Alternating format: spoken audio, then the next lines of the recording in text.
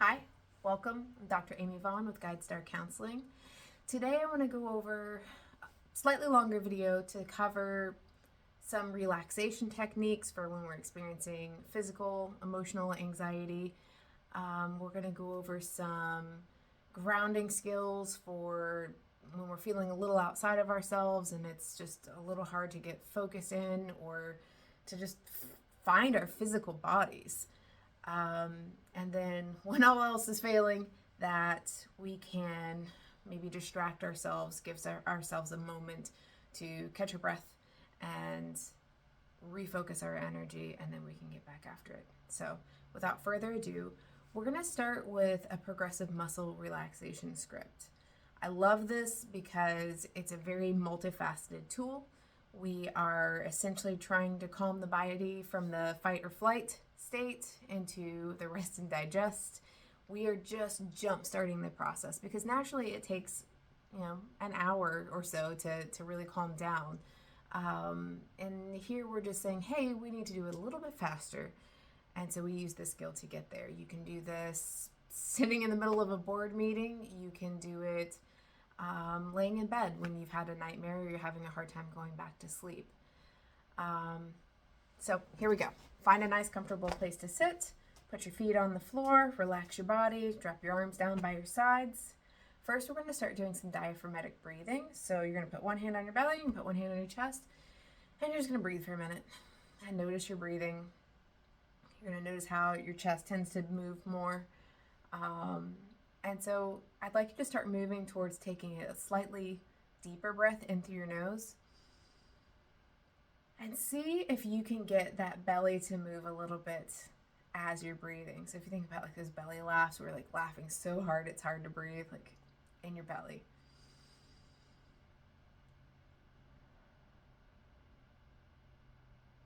So you're just going to start working to regulate your breathing to a few more deep breaths in through your nose, out through your mouth. Keep practicing that. A lot of people I've had over the years, and they say, oh, smoking helps me calm down. And a lot of times that's actually not it. I mean, yes, you're providing nicotine, but most of the time we're just stepping away from this really stressful situation and engaging in deep diaphragmatic breathing as people are smoking. And yes, that would have a calming effect. So to think about, like, we already use this skill for those people. It's just doing it more intentionally. So still going to continue breathing. Now I'm going to incorporate this exercise that we're going to use with the breathing. So you can use the breathing on your own. Just that's a skill in itself. Maybe in through the count of 5 and out with 5. That works well for me. You find what works for you. Another great skill to do with that is to incorporate some positive imagery. So for me, I like to play a reel of some of the things that I really enjoy or the things that make me really happy, the things that make me feel really grateful. It just allows my brain to give it a nice place to focus on where I can experience a little bit of positive emotion. For other people, sometimes they have a specific place in mind and we pre-program that, and it's a calm and safe place. Maybe it's in their grandma's kitchen, maybe it's at the beach, and we are incorporating as much sensory information as we can, right? So if I'm at the beach, I'm going to have the person dig their toes into the sand, they're going to close their eyes, and they're going to breathe in, and they're going to smell the salty air, and they're going to feel the texture of the humidity of the water, and they're going to hear the gulls, and they're going to notice the sun and how it feels on their skin, and they're wrapping themselves in as much of this sensory information as possible in a place that feels as calm and safe as it has the ability to be. So it can be a location that feels very relaxing, or it can be a place with a person that feels very safe, like a family member, like a grandparent's house that you used to go to that was just the best place to be. So you can create those spaces. And I really encourage you to do that in a time when you're not super stressed. So when you have that stressful moment, you can come back to that place and find it. Okay? Moving on to the progressive muscle relaxation. We're going to do a muscle tension. It's going to go from the top of your head to the tip of your toes. Actually, we're going to reverse it. So you're going to start your diaphragmatic breathing. You're going to breathe in through your nose and out through your mouth. And then I'm going to have you ball your feet up. Closing your eyes can be really helpful to just notice what's happening in your body. You're going to tense. You're going to ball your toes. You're going to really feel the arches of your feet, and you're going to hold. And then I want you to take a nice deep breath in. And as you exhale, you're going to imagine a wave of relaxation that will wash from the top of your head, down your shoulders, down your back, across your hips and legs. And then you're going to allow your feet to release and allow the tension to be washed through. It's going to go into our imaginary drain on the floor.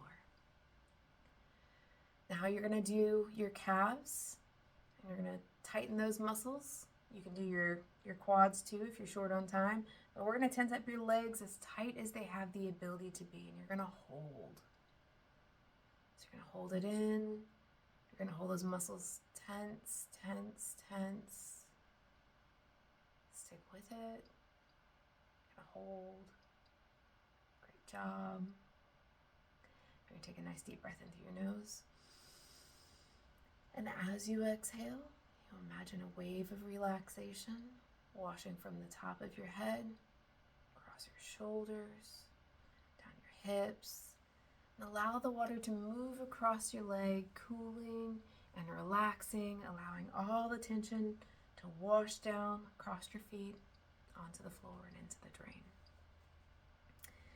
You're going to do your glutes, your hips, and your core now. And you're going to tighten those muscles as tight as you have the ability to hold them. So you're going to hold, continue to hold.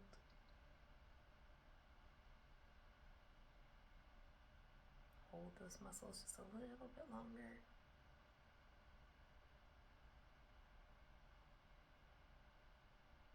Good. Take a nice deep breath in through your nose. And as you exhale, you imagine a wave of relaxation. It's going to wash from the top of your head, down your shoulders and arms, chest, and you're going to allow your core and your hips to relax. Allow that water to just wash through there and release the tension. Watch it move across your legs, down your feet, and onto the floor. Okay. Now we're going to do chest, hands, and arms. So you're going to ball your fists, and you're going to hold your chest and your arms, and you're just going to hold it up tight like this, and you're just going to clench as much as you have the ability to do it, and you're going to hold that tension in your body. And you're going to hold it, keep holding it. See if you can get your back nice and tight, your shoulders. You've been holding your tension like this anyway, so it's a little bit more. Keep holding it.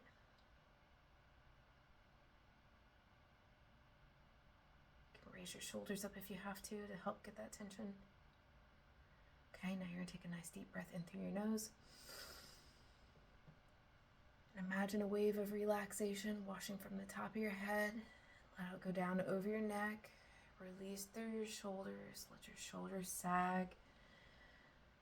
Wash across your arms and your back, and your hips, and your legs, and across your feet and onto the floor. Now we're going to focus on the jaw and the face and the forehead. We're just going to lock everything up. So you're going to take a breath, and then we're going to lock our jaw. I can't talk while I got my jaw locked, but you'll see. So lock your jaw.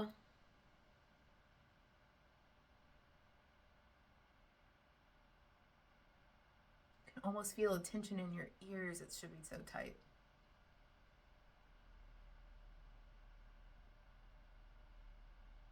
Squinch up your face. Again, as much tension as you have the ability to get.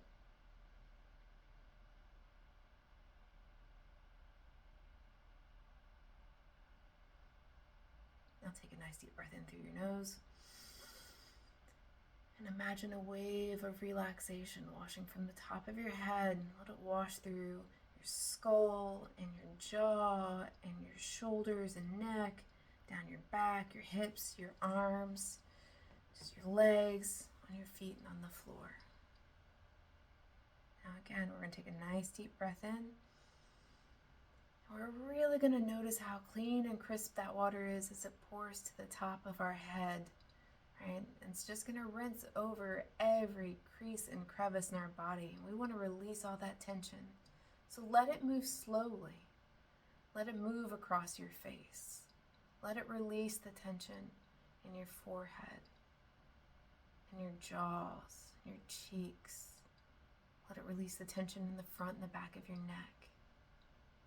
Release the tension in your shoulders, your back, your shoulder blades, your arms, your hands. They should start being limp and heavy. Across your hips, allow your lower back to release. Your glutes, allow your legs to just feel a little more weight in them. Your calves to feel a little more weight in them. Let's do one more. Come in, nice deep breath. As you exhale, we're just doing one last cleansing wash from the top of our head, washing down our face and our shoulders, arms and our chest and our hips, legs, across the feet and onto the floor. And then just look down as you're breathing and just notice all of that tension and all that gross water has all drained away into this drain that we put onto the floor. One more deep breath in and exhale. Great work. So the other method that I like to use, it's an exercise called havening. There's a whole therapy modality built around this that if you like, that sounds fascinating and really interesting, I highly encourage you to look it up and see if that's something that you want to do. But otherwise, I'm just going to do the very, very basic anxiety reduction skill. So it's just a pretty simple movement. We're going to start with the hands and we're going to brush our palms from side to side. So you don't have to swing your body unless you want to. And it's just kind of a neurobiological override, right? Just palm to palm. Then we're going to brush from our elbows, or shoulders down to our elbows. Just going to brush down.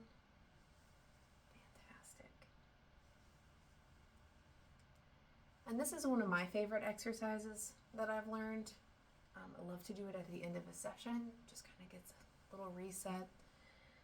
Makes be able to breathe a little bit more. A lot of my clients like to use it when they're having some anxiety. It's a pretty easy and quick calm down.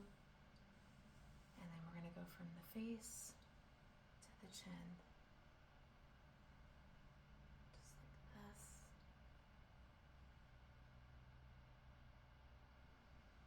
You might notice that your body just starts breathing deeply. Go back to the hands. And something that can be helpful is just to remind yourself, I'm calm, I'm safe, and I'm at peace. Brush from your shoulders down to your elbows. So I'm calm, I'm safe.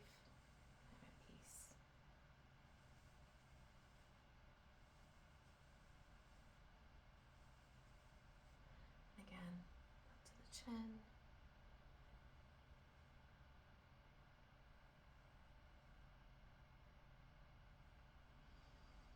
And you can repeat this exercise as many times as you want, right? And the thing I like about this thing is this is something you can kind of do wherever, you know, where I'm just sitting here and brushing my hands. I could be in a meeting. I could do this under a table and you'd never even know that I was doing it. I could do this, right?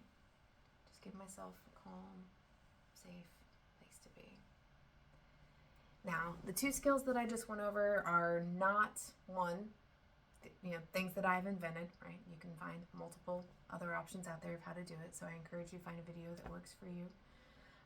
And they are not a substitution for therapy. So if you have things that you need to do, these are coping skills to help calm the body down, but ultimately if you're finding that you're being triggered a lot, probably need to talk to somebody about that. So those are just a couple things that I like to do that help calm down. Now, some other options that we can look at are kind of grounding options. So if I know that I'm overwhelmed and I start feeling like a little outside of myself, like I'm kind of observing things, but I feel a little on the outside of it, or I know that I'm not focusing in the way that I want to be, or I've got some memories coming up and they're riding me pretty hard and I'm kind of feeling like I'm a little bit in a then moment, this is an opportunity for me to use some of these skills. So a pretty standard easy one is just, we start with 5. What are 5 things that you can see? And so I'm going to look around the room and I'm going to look at 5 things that I can see and I'm going to name them out loud, right? I'm going to then go to 4 things that I can feel. And this is going to really help me orient myself to where I am. I can feel this chair. I can feel the rug under my feet. I can feel the hair on my face. I can feel my desk. I can feel the texture of my shirt. You know, there's a lot of things that I can feel. So really putting some sensory stuff in there. I'm going to look at things that I can touch. I'm going to look at things that I can hear, right? So I can hear the hum of my computer. I can hear the heating unit. And if I listen really, really closely, I can hear cars outside. I'm going to see if there is anything that I can taste, right? I can taste the coffee that I had this morning. Nonetheless, I'm really going through each one of these sensory items to see what are the things that I can really pay attention to. Speaking of sensory, another great thing is if you notice that you tend to get a little kind of brought out of yourself, a really strong scent can be very helpful. Something like maybe a peppermint or can be lavender, any scent that is not triggering to you, but like kind of can be a little jarring, can be really helpful for us to be able to kind of bring ourselves back to this moment. So a lot of times my clients use peppermint because it is not typically associated to anything and it's a very strong smell. So you can find what works for you.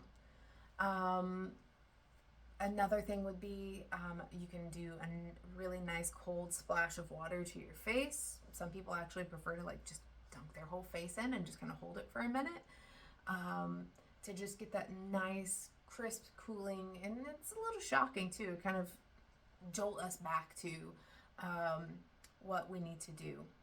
And then when we find that, like, so I've tried the relaxation, I've tried the havening, I've tried really bringing my sensory stuff back, and I just keep getting sucked into the loop of whatever it is that's spinning in my brain.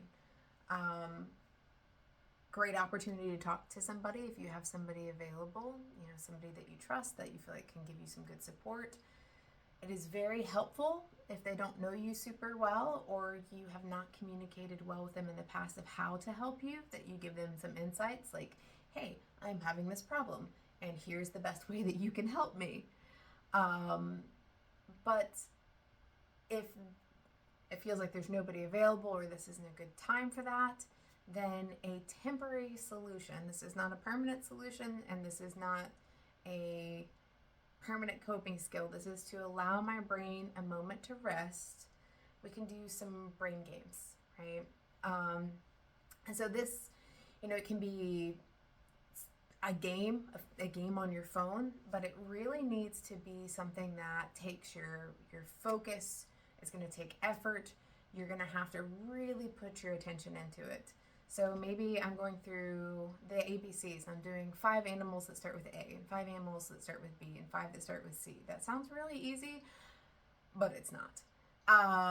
Or I'm doing a band or an actor for each letter. Or if there's somebody around and you're like, I just am in my head, like, let's play this game.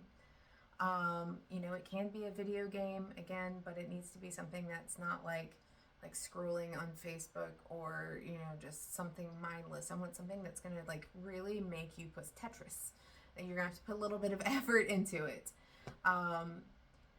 So again, just to be clear that the things that I've covered today, you know, the relaxation techniques are super helpful in the cases where we need a way to get the body and the brain to calm down so we can manage either in this moment to finish a task or to get our bodies and our brains in the right place.